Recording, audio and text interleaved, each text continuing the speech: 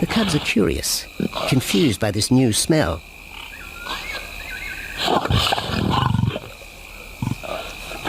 The lioness moves in for a final check, but she has already made up her mind. The carcass is tainted. There are foreign traces, a dangerous ambience. Instinct tells her this is not food fit for her cubs. Disappointed, the bumbo moves away, the scent of another night stalk already in the wind.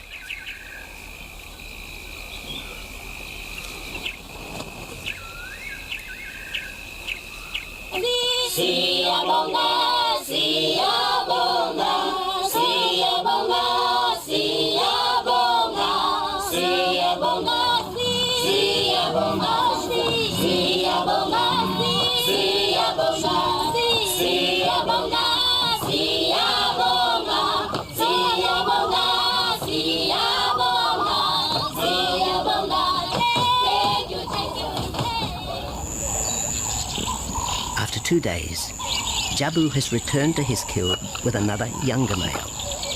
3-year-old Tembi is a son from a previous liaison with Nabumbo, and the two paired up after Tembi was ousted from the pride.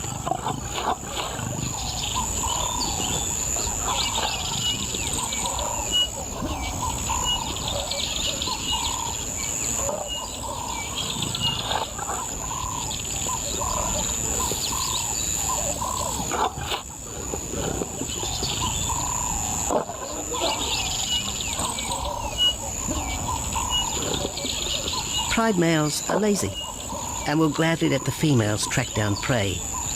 But the theory that males won't hunt is a fallacy. Any hungry male will hunt for himself when no free lunch is provided by the lioness, hyenas or other predators.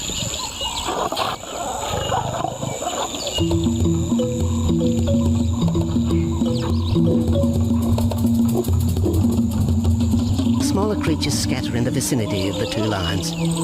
There will be no hunting for a while.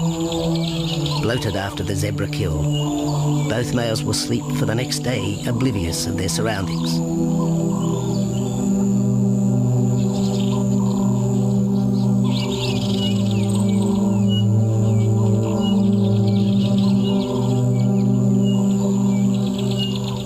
Lions hunting in pairs or groups have a success rate of around 30% in daylight, but studies show single hunters are more successful at night.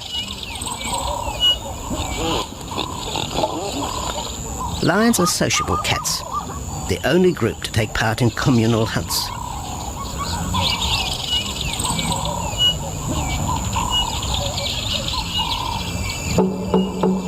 Ambush is an important part of the lion's strategy. Often one pride female will round up the prey from the front, driving it towards a second lioness.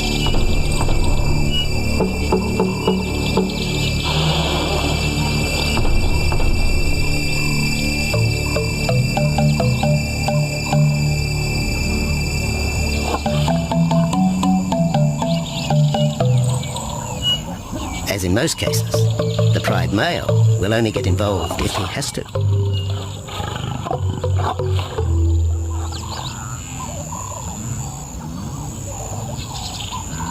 Accidents involving humans are rare in southern Africa's game reserves. Our primal fear of being eaten has been well documented, but in fact, lions seldom attack if they're not provoked. At Phinda, great care is taken to limit the number of people viewing game.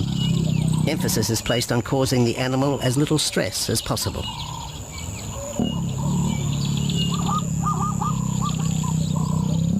Man isn't a part of their natural food source. They don't normally go out and hunt people. I think your lions are opportunists though, and I certainly think that if your lion is very hungry, under stress, I don't think they'll necessarily go out to hunt you down, but if you interfere with them, they'll certainly kill you. And there's a good chance they might eat you at the same time.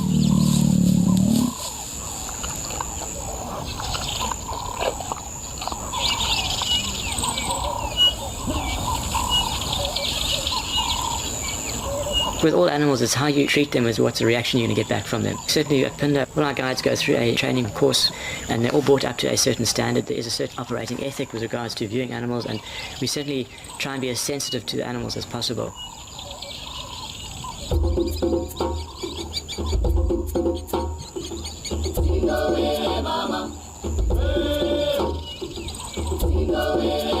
Cradled within the arms of the Ubomba Mountains and the Indian Ocean, Phinda covers one of the most diverse regions of Africa.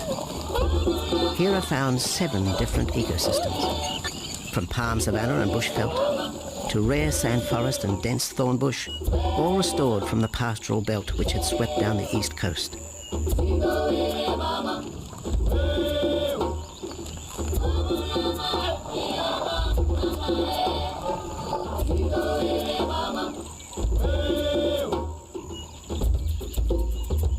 Where cotton, pineapple and cattle farms once stood, lion now roam their habitat again, alongside some traditional neighbours.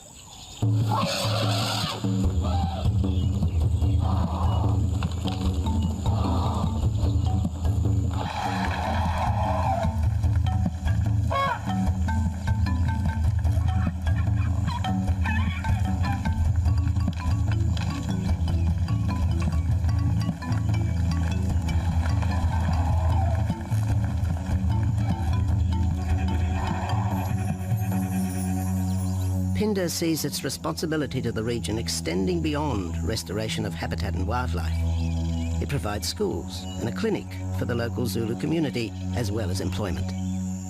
In the eyes of Andrew Lewis, essential ingredients for a successful operation. It's very important to involve the communities around your reserve because they have to benefit as well. There's no point in just taking land, get some investors to invest in it. But if you don't allow the people who are on the periphery of that reserve to benefit from it, you're going to have an immense problem with poaching, and they're going to cut your fences down, and you're just going to have an uphill battle.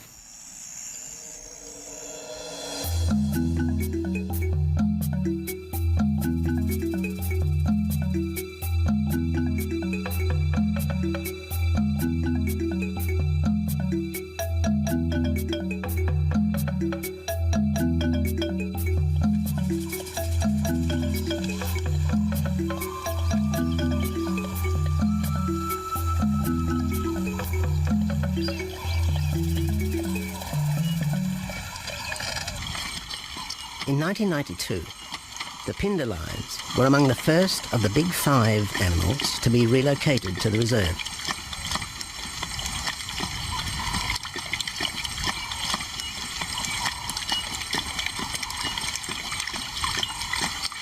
The original pride came from the northern province of South Africa, a vast scrubby region flanked by the ragged Drakensberg Mountains near the Mozambique border.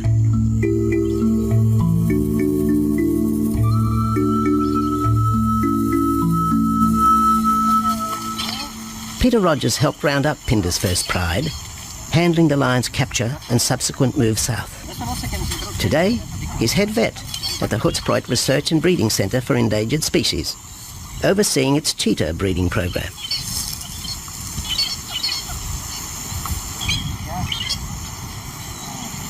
But it's the discovery of what's believed to be a long-extinct strain of lion that has put Peter's centre on the map. We were involved in the rescue of these circus animals that came down through Africa and were abandoned in Maputo. We were just founded by an animal welfare group called Animal Defenders based in London, and they said, could we just keep these animals temporary? First they mentioned tigers, and then they came back and said, well, there's 6 lions as well. So we said, yeah, we could hold them temporarily just until they found permanent homes for them, but basically get them out of that predicament that they were and the shocking conditions that they were in Maputo and Mozambique.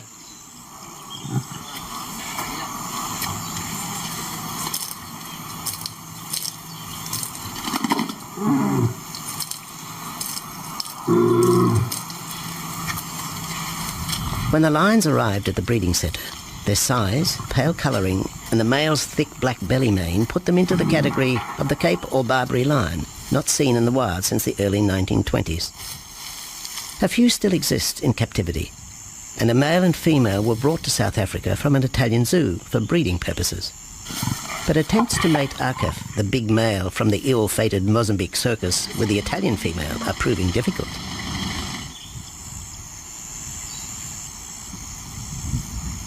Akef is overprotective, even preventing the lioness from eating when the meat truck arrives.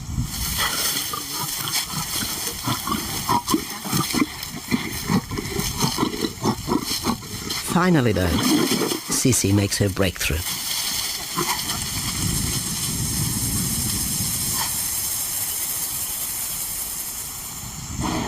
We'll see you up in the front there, Mark. You're going to go to that sort of middle central area. Where are you going to go? In the next enclosure, Arturo, the Italian Barbary male, is about to be sedated. His attention to his sister Cece through the fence is hampering mating efforts, and Peter Rogers is keen to move the big male. He shoots the dart into Arturo's rump. Arturo has been sterilized, but while his breeding days are finished, he'll live out his days at the center. 1.5 minutes now, so... His female companion, another Barbary from the Mozambique circus, is drawn away by the meat truck.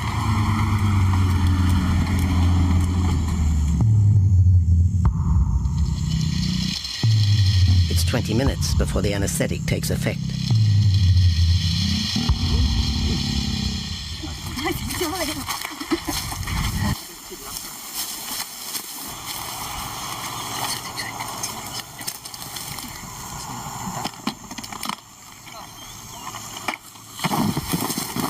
It's nice to be the supervisor.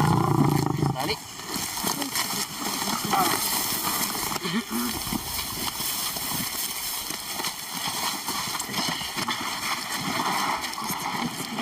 You need all your help at the bottom just to put him back into the cage, okay?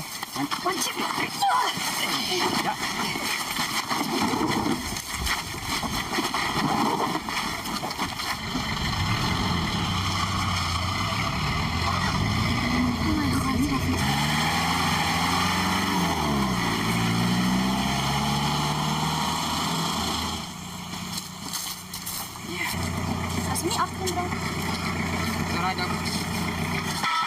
The anesthetic gives Peter Rogers and his team a chance to check over the 12-year-old lion.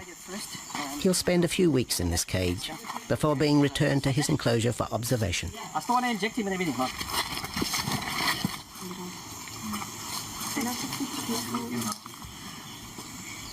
It's very exciting to be part of this project because they feel that there are perhaps not many Barbaries, if any, that are really pure, that are left even in captivity. They feel that over time other animals from other genetic bases are brought in. So there's a big project afoot at Oxford University to do the genetics. So that's just getting off the ground now. Okay. We just put under the skin and the neck if we can find the skin under this big beard of his. Normally lions wouldn't have this many ticks, but being from Italy, a European lion, he doesn't have that innate or inherent resistance to ticks. It does come with time.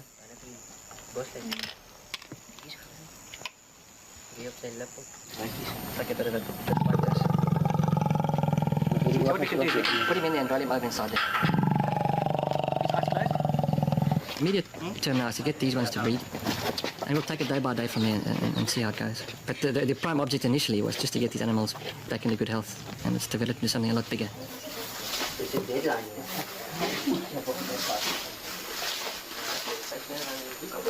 Yeah.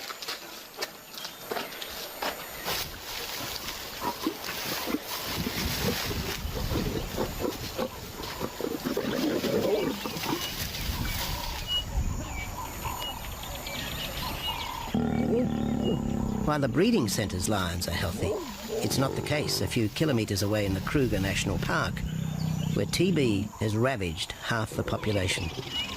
Infected buffalo have been blamed for the outbreak, primarily in the south of the park, and attempts are being made to fence off the diseased area.